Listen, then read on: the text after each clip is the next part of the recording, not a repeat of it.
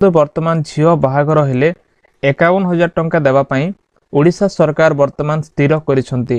एक नया एसओपी जारी करिसेंती जहाँकि ओडिशा रे कन्या विवाह योजना बोलिकी आरंभ होबाकू जाउछि। तेबे क्यों माने 51,000 टंका पाइबे, कौन सब योग्यता थिबा दरकार, केमिति अप्लाई करिवे, डिटेल्स आमे देखिबा। ओडिशा सरकार वर्तमान प्रति परिवार रे 51,000 टंकार विवाह सहायता देबाकू जाउछंती। केवल से योग्यता थिबा कन्या माननकू जो माने बाहा हबा पूर्वरु तांको परिवार रो योग्यता थिबा आवश्यक। तेबे सेमाने किए जेमति कि आर्थिक स्तर दुर्बल थिबा प्रत्येक व्यक्ति विशेष माने। तेबे जो सहायता दिया जिवो विवाह समय रे सेडा तीनोटी फेज रे आसीबो। जेमिति कि 35,000 टंका सीधा डीबीटी अकाउंट को आसीबो, 10,000 टंका तांकू विवाह गिफ्ट आकार दिया जिवो, वेडिंग गिफ्ट आकार तांकू साड़ी चूड़ी किंबा रिंग्स जहाँ भी दिया जाए सेमती दिया जिवो। आउ 6,000 टंका तांकू इवेंट सपोर्ट पाए से जो सेरेमनी चालू थिबो तांकर से विवाह उत्सव रे केमिति सहयोग हबो सेत पाए ताको ऑर्गेनाइज करिया पाए ताको इवेंट सपोर्ट आकार दिया जिवो। वर्तमान जो स्कीम लॉन्च हैला मुख्यमंत्री कन्या विवाह योजना। तेबे ए जो स्कीम रो मुख्य उद्देश्य कौन? मुख्य उद्देश्य हेउछि गरीब परिवार को केमिति सम्मान सह बाहा कराइबे सेत पाए एक योजना करिसंती। सेकंड विषय होछि जो माने कि विधवा अछंती आ से माने रीमैरेज करिया को चाहुछंती, रीमैरेज करिया पई सरकार प्रोत्साहन दउछंती। तृतीय कथा होछि जे केमिति बाल्य विवाह को रोका जिवो, कारण बाल्य विवाह एक बड़ प्रसंग। तेणुक बाल्य विवाह को रोक लगे सरकार एभली एक योजना करिसंती। तापर जो हमरो डाउरी प्रैक्टिस चालुथिला जेमति कि यौतुक प्रथा चालुथिला, ए यौतुक प्रथा केमिति बंद करा जिवो, लोकंकर उत्साह कमी जिवो। यौतुक प्रथा को बंद करिया पय मध्य ए स्कीम टा एबे लॉन्च करा गला। ता सहित केमिति नियम दृष्टि रे सेमाने समय क्रम मैरिज करिके तांको मैरिज रजिस्ट्रेशन मध्य करिवे। अनेक लोक करू नाहंती। मैरिज रजिस्ट्रेशन करिया पय मध्य एक प्रोत्साहन देवा पय एभली एक स्कीम आनिसंती जहा कि मुख्यमंत्री कन्या विवाह योजना। तेब दर्शक बंधु ए योजना रे अप्लाई करिया पय क्यों माने योग्य अटंती, जो माने कि अप्लाई करि परिबे। बाहा हेबा को जाउथिबा कन्या एवं बर उभय एथि पय योग्य हेबे। सेमाने ओडिसा रो परमानेंट रेसिडेंट हेथिबा आवश्यक। सेमाने बहुत वर्ष रो ओडिसा रही आसुथिबा बा ओडिसा रो बासिंदा हेथिबा आवश्यक। जदि सेमानकर मैरिज फर्स्ट टाइम हेउछि ताले मध्य सेमानकु प्रोत्साहन दिया जिवो, किंबा जदि विवाहित पर जदि से विधवा हे जायछन्ते आ से रीमैरेज करिया को जाउछन्ते तेबे से रीमैरेज पय मध्य सेमाने पूरा पूरी योग्य। तेणु कर जो माने रीमैरेज करछन्ती किंबा फर्स्ट टाइम मैरिज करछन्ती उभय को मिलिबो। ता सहित परिवार रे केवल जणे महिला को मिलिबो, समस्त को मिलिबोनी, केवल जणे झियो को बाहा समय रे मिलिबो।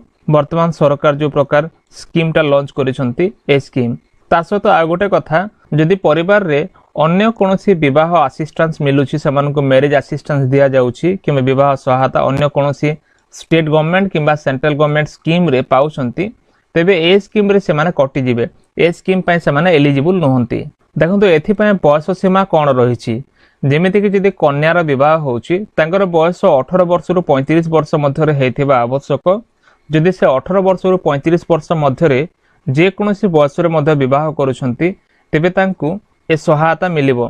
सेमिति बर मध्य जदि 21 वर्ष रु 35 वर्ष हेछन्ती तांकु मिनिमम 21 वर्ष हे कि मैक्सिमम 35 वर्ष भितर जे कोनोसी बयस रे से अछन्ती आ से विवाह करूछन्ती तेबे से एलिजिबल हे परिबे। देखंतु एथि पय आवेदन करिया को हुए एवं ए आवेदन जो करिवे आवेदक मानकर एप्लिकेशन गुडा को केमिति अप्रूवल हबो।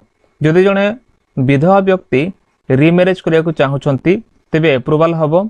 जदि कोनोसी व्यक्ति दिव्यांग अछन्ती तेबे मध्ये अप्रूवल हबो दिव्यांग क्षेत्र रे, किबा पीवीटीजी एसटी एससी कैटेगरी अछन्ती तेबे सेमानंकु अप्रूवल दिया जिवो।